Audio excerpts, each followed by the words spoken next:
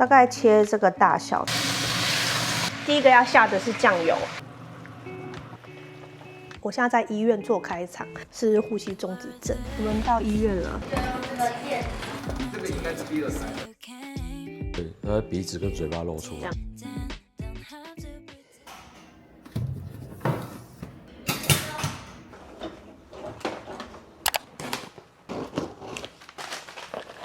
不是订8包吗？天哪！我又订了4神汤。那因为下午有事，我现在先把晚餐的肉先炖起来，晚餐吃就比较刚好。那这个我在上周吧有炖过一次，非常的好吃，就是在这种带皮的五花肉。然后那时候只有买这么1份，他们说吃不够，我这一次就要一次炖2份。大概切这个大小，切成方块的。像这种比较多余的，只有肥肉的部分，我就把它切掉，就不一起下去。这个姜等一下切片。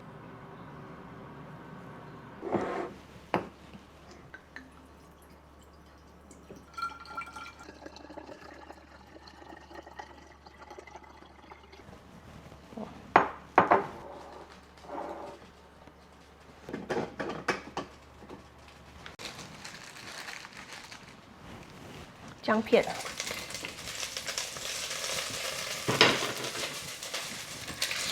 皮朝下，把肉煎香。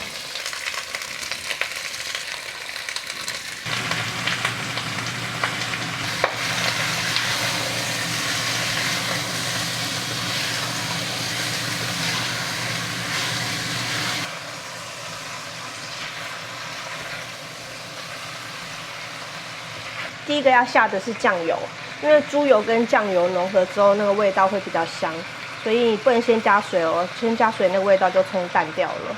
这个是卤肉的酱油，可以来多加一点。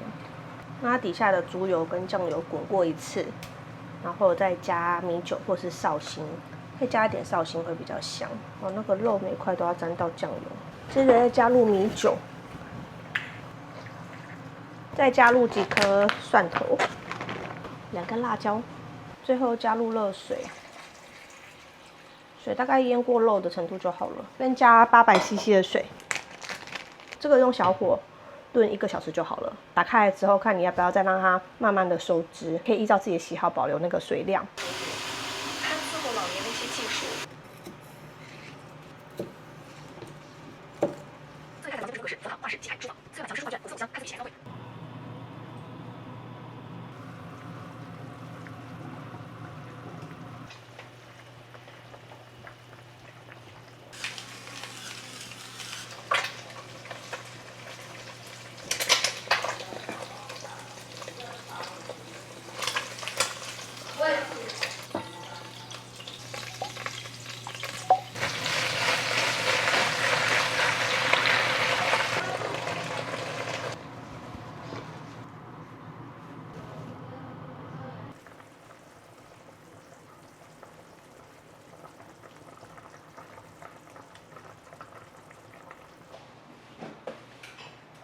我现在在医院做开场，好，我老公真的打呼非常大声，而且是越老越严重。以前我们在舅舅家都是分房睡，我听得到他的打呼，但是自己没有被干扰那么严重。然后后来搬家之后，这2年来都是一起睡，真的被打呼声干扰到没办法睡，因为我戴耳塞，但是后来就是耳塞戴久了，耳朵都好痛，而且还是听得到那个打呼声。很多人都说她老公也会打呼，然后后来我把这个打呼声分享在限动。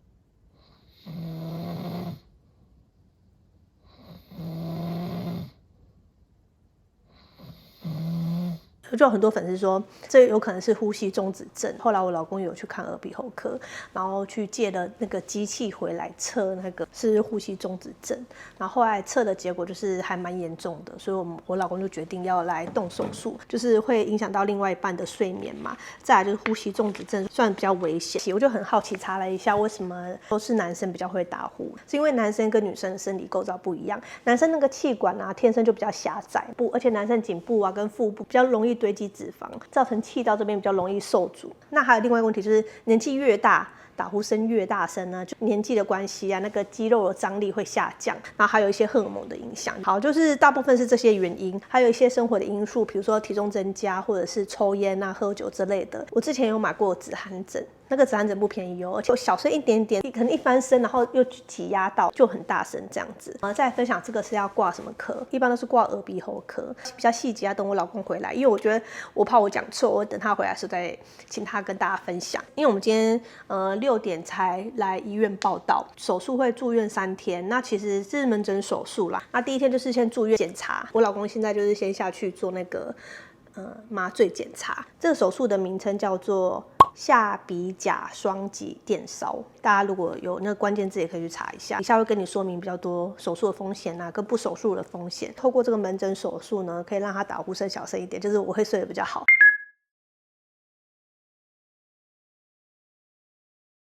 那真的太大声了，每天就有一台重机在你旁边，而且这么近，就在这里而已。这个没有健保，要自费。然后我昨天有稍微算一下，如果这个自费的金额大概是4万多，就给大家参考一下。我老公现在做麻醉评估，现在这个时间也没事做，我就带大家来看一下这间单人病房。这间医院很新，刚盖好的。这边有一台电视，个不算小的冰箱椅。我老公买这么多冰，他是从鼻子，那是我有粉丝分享说，她老公是从喉咙的，然后就只能吃一些吞咽的东西或是冰凉的东西。但我老公是从鼻子，所以我也不确定说他明天能吃的食物是什么。那我这边有看到一些备品，这个该不会是医院附的吧？沐浴用品啊，还有一些牙刷之类的，因为像住饭店会附的那些东西。这边还有个毛巾家里处理好小孩才过来，我没有跟我老公一起办住院。那个应该是医院附的，因为我老公自己有带。然后我老公叫我帮他带这个他的按摩神器，这个很吵，而且震动很大声，就是他每天都在，就是睡前都在那边弄这个，然后超级大声。但是他说这个很有力，要带我帮他带这个杯子，这个是无印良品的，这个算是马克杯，然后有个盖子。这个很多人都被我推坑去买了，真的还蛮好用的。后来上次我们有买一个给婆婆，一个全不锈钢的。那这边应该是衣柜，好，走过来，这边是厕所，因为他们厕所不小而且我觉得好干净哦。这边是一个干湿分离洗脸盆，好，大致上是这样子。我今天才跟大家分享这件事情，收到超级多留言。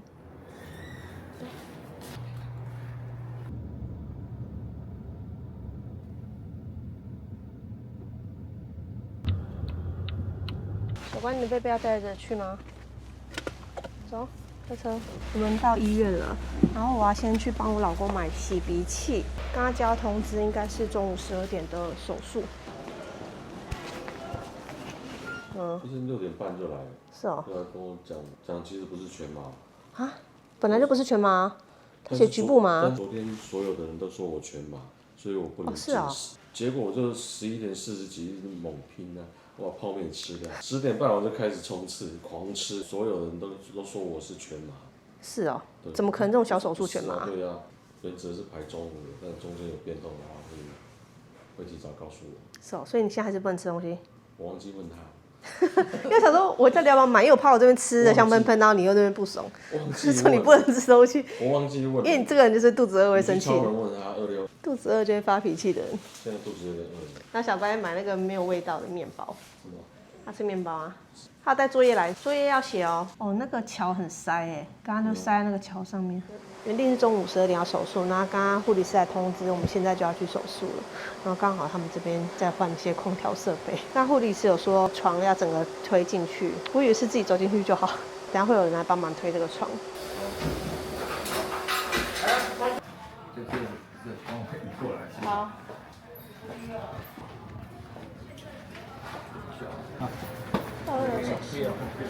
你这个应该是第2台的。哦，是哦。对，应该这个时间差不多了。第2台，第1台刚结束了，第2台直接。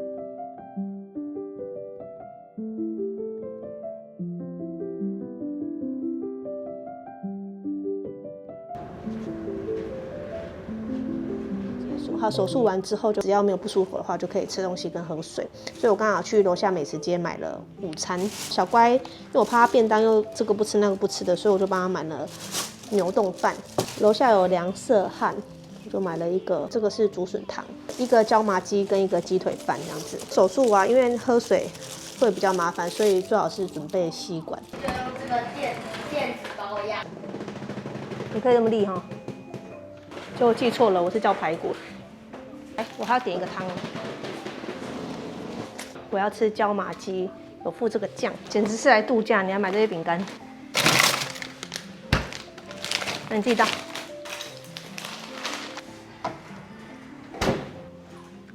那等你休息好，你再来分享整个手术的过程。我也要啊。因为很多人有这个困扰啊。那就请大家移加到会员频道。哪里有会员频道？哪里有会员频道我没有会员频道。大家都有不是吗？复活了哈。什么不妙的味道？这是面。我先把这东西收拾。哦，学校餐味。学校就是这种吗？学校是这种味道。啊，这你不喜欢啊？哦，把干，因为干苦。那你现在麻药退了吗？麻还没退啊，现在还是麻的。哦。它这个凉色呢跟外面的凉色呢不一样。一样，因为它现在又改成这种方的，哦是方的。就是这种方的便当盒。上次我叫外送，它已经改成方的。好香哦，什么味道？是辣的吗？酸的啊。上颚是麻的。我现在上颚麻的。可讲话没什么影响。然后好像喘，因为我口苦。它很长，这么长。塞进去啊。棉花在麻药上塞进去，然后他边问说可以吗？然后没有等我回答就继续塞，他就是塞，会顶。从哪边塞？从鼻孔开始。鼻孔啊，因为他不会打喷嚏吗？要忍住啊，不会打喷嚏，就是很不舒服。然后我只能嘴巴张开。小怪笑成这样。我只能用嘴巴张开，因为他塞进去那个 moment， 我鼻子没办法呼吸。然后后来是可以。现在在里面。现在是放敷料，敷料就是我们自费买的那个。这么神经，这样。那如果比900小的话，如果是像茶这个接近900，乘出一个小于900，再乘出。今年初开始打呼就很异常嘛，对，就异常很大声或者很奇怪的节奏、很奇怪的乐器那种声音。不是还乐器，是交通工具啊，是重机，而且是发不动的重机。发不动还重机。小怪好笑。然后我就去医院看嘛，然后医院就先给你检查，就是背那个居家睡眠的检测仪器嘛，对，一次背个2天，然后测出来的数值蛮恐怖的，我每个小时达到80多次中止，就是忘记呼吸，呼吸中止症。之后就说要带呼吸器，睡觉对，我总共背2周。有2个品牌的，第1周背呢，我实在是非常不舒服，我记得很大一台，很不好睡啊。然后第2周稍微好一些，但是我上网看，大家都是说，就像你戴眼镜一样，刚戴眼镜打球、吃饭、吃面，你会不舒服、不习惯嘛。然后想说，不然再来去别家看看我换了这边医院看啊，医生也是一样，同样一个流程，就是先检查嘛，先背那个机器嘛，然后这边背1天而已，然后背出来的数据，它直接就云端就传到医生那边，然后我到门诊的时候，医生就说，看起来数值有呼吸中止，然后但是数值是可以开刀解决的状态。后来医生还有开那个过敏的药给你啊，还有喷剂。那就是中间就是医生开一些过敏药，鼻子过敏才会鼻塞嘛，才会打呼嘛，才会呼吸中止嘛。他开了过敏药给我，好像有3种吧，他就让我试嘛。有一些是会有副作用，不能长期吃的。鼻分剂好像是含类固醇的鼻分剂，就是2个一起用，相辅相成，可能比较强，比较会改善嘛。然后重点是医生说我的体型不是到非常严重过度肥胖的，所以我稍微再减个肥，然后运个动。睡觉侧睡，最后这2个月呢还是没办法改善。这个手术比较简单一点，算微创的嘛。以前的我有上网看，以前的这种下鼻甲还是鼻中隔的手术啊，都是要从牙龈这边掀起来，对，从那边就是传统刀，从那边进去超恐怖。我光看那个文字叙述就好恐怖，还好现在是直接从这边进去，鼻子进去了，对啊。然后手术过程我被推进去，在那边等蛮久，然后我就自己走路蛮长的一个走廊，走到手术室，床很窄，比我的肩膀还窄，一个绿色。他掀开叫我躺上去的时候，就是很温暖。然后护理师就帮我包起来，把头包起来，眼睛盖住一块，然后左右再一个露一个三角形，对，他鼻子跟嘴巴露出来。他先塞那个棉条上面应该是有麻药，大概塞这么长，鼻孔这边塞进去到有没有到喉头我不知道，但是我感觉苦苦的。同时塞吗？没有，一边来，他先从一边被左边来。塞完了，你还有另外一边要塞。对，他就是要忍耐，然后两边塞完之后打麻药，打麻药有一点点痛。从哪边打麻药？鼻孔里面啊。所以你那个东西要被抽出来。对，因为他先敷嘛，他如果没有敷那个，直接打麻药会痛到爆，会痛到爆。所以先敷那个，但是敷那个也是不舒服。可是敷那个东西至少半个小时吧？没有，就一下子。我跟你说，整个手术过程加上敷，可能10-20分钟可能有。是哦。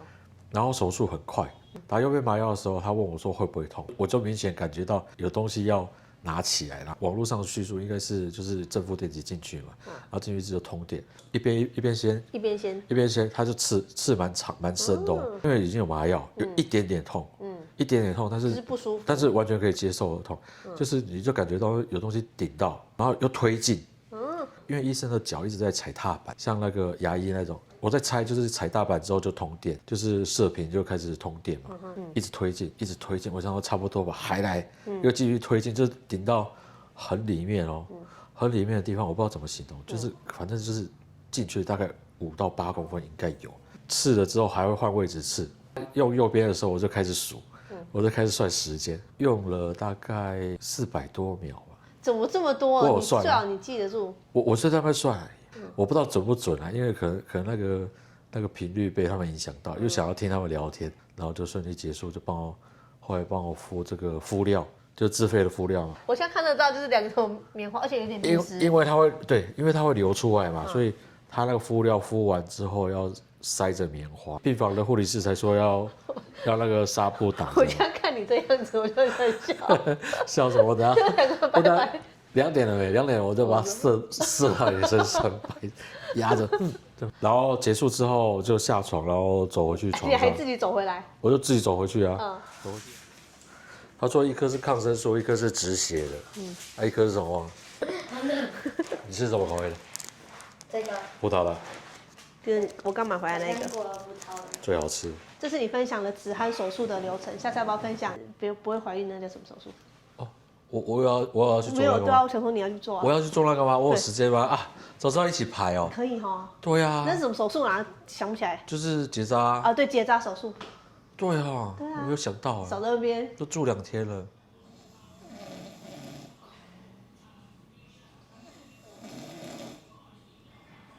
这是在这里哦。如果晚上在自己的卧室里面，应该还是很大声。好，没关系，这是第1天的记录，我们再观察看看。上限就是150，上限可以了吗？450。450。